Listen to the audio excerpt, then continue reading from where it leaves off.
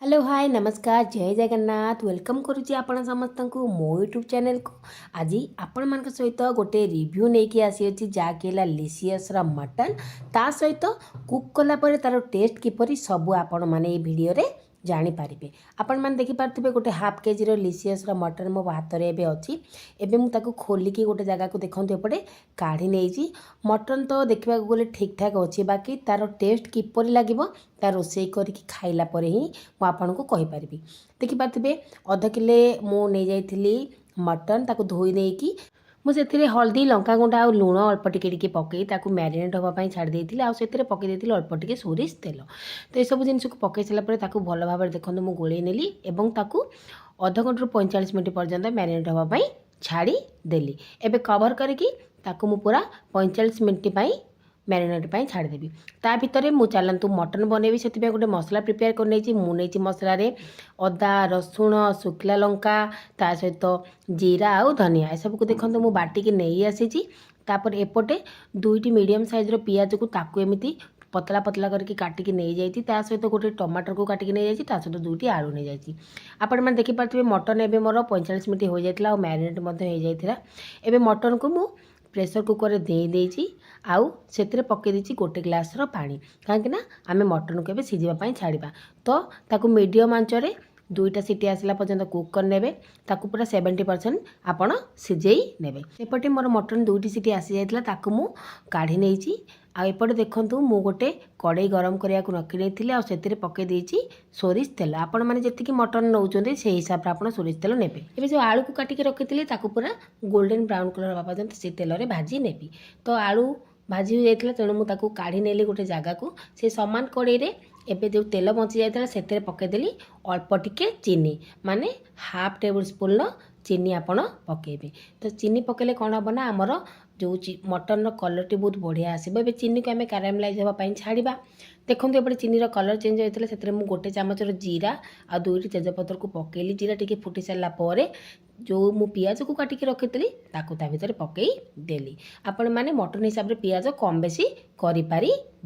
मु दुईटी medium size पियाज को एपटे नहीं जाइए एबे पियाज को आम गोल्डन ब्राउन कलर हवा पर्यंत भाजवा पियाज आमर जल्दी सफ्ट हो से अल्प टिके लुण व्यवहार करवा तो देखिपारे एपटे मुझे अल्प टिके लुण से पकई लुण पकेवा द्वारा कौन हो ना पियाज जल्दी सफ्ट हो जाए तो जल्दी सीझी जाए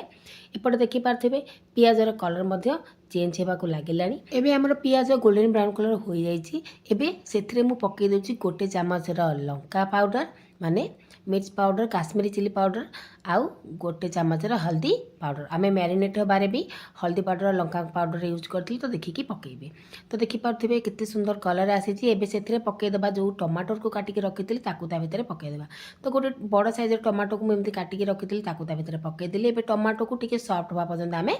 भाजवा तो सेपटे देखिपारे टमाटो आमर पूरा सफ्ट हो गलानी आपण मानक मु देखौछि मटन को एपटे आपण माने देखिपारे मटन आमर जेति कुक हवा कथा सेति कुक हो जाए माने 70% कुक हो जाए बाकी से कड़ई रे सीझी जीव ताकू देखो सेपटे रखीदेली एपटे पियाज आउ टमाटो आमर बढ़िया से सफ्ट हो गलानी एबे से जो मसला टी मु प्रिपेयर करके रखी एबे ताकू ता देहरे पकई देबी तो देखिपारे आम जीरा पाउडर धनिया पाउडर एक्सट्रा किसी यूज करवानी कहीं आम जीरा धनिया बाटी नहीं तो सब मसला के एपटे पकई सारापर ताकू भल से आम कुक करवा तो सांग माने यही मटनटी आपण मैंने निहाती भाव देखुंट जदि यही मटन रेसिपीटी आपण मानक भल लगे गोटे लाइक करेंगे शेयर करेंगे और चैनल जो नुआ अच्छा चैनल को सब्सक्राइब करने भूलिए ना एबे मसला को आम बढ़िया से पूरा कुक करवा तो मसला देखिपारे टे ड्राए हो जाता तो मुझे ग्राइंडर कप जो मसला टी मोर बची जाता से अल्प टिके पानी देकी ताकू देहरे मुझे देली एबे मसला को पूरा आम बढ़िया से कषा जेपर्यंत कि मसलार बिल्कुल तेल अलग न होइची मसला आमर जल्दी सीझीज से मुझे कभर करके कषापी छाड़ी ता भीतर एपटे गोटे गोटा गरम मसला पाउडर प्रिपेयर करदेवा तो देखिपारे ये सब गोटा गरम मसला मुझे दालचीनी गोलमरीच लवंग बड़ अलैच गुजराती जायत्री आउ अनासी फूल तो ये सब जिनस को मुझे गोटे गुंड प्रिपेयर करनी तो देखिपारे एबे मु कवर काढ़ी देखा आपन को मसला आमर कषि होगा स्टार्ट हो गलानी माने तार तेल छाड़ीगला एबे से स्वाद अनुसार लुण पकेबी आम मटन जितेबले मैरिनेट करते से लुण पकई पियाज जो भाजवा रखी से लुण पकई तो से हिसाब से आप कम लुण पकेबे। तो देखिपारे एपटे जो सब मु गोटा गरम मसला पकई तार पाउडर बनई भितर देदेली आम एक्सट्रा गरम मसला किसी यूज करवानी कारण आम गोटा गरम मसला को माने कुटिकी नहीं। तो देखिपारे एपटे मसलार पूरा तेल अलग हो गला आम मसलाटी मत पूरा भलसे कषि हो गला। एवं मुझे मटन को सिझेकी रखी थी पानी को अलग कर नहीं मटन को अलग कर नहीं जेहेतु मसला आमर कषि हो जाता है मटन को सब ता देहरे पकई देवी। आप मटन को पकई सारापर देखु पूरा भलसे कषि नेबी जेपरिक मसला सहित मटन पूरा भलसे कषि हो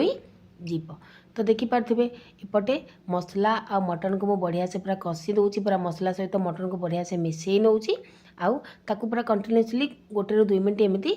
चलई नेबी गोलई नेबी ता सहित एबे जो भाजी को रखी नहीं आलू ताकू ता भितर पकईदेवी। आलू को पकई सारापर ताकू आउ भलसे मिसई नेबी। तो देखिपारे मटन आलू मसला जेपरी भलसे मिसीज ताकू भलसे से 1 ରୁ 2 मिनट एमती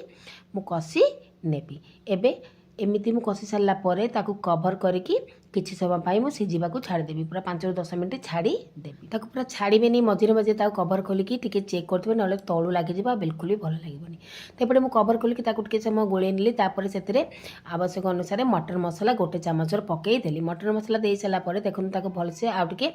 गोल नेली एवं गोल सारापर पुणी कभर करके आउ 5 मिनट छाड़देली। 5 मिनट पर आपण मानक देखा कभर खोलिकी एपटे देखिपारे आमर मटन बढ़िया से पूरा कषि हो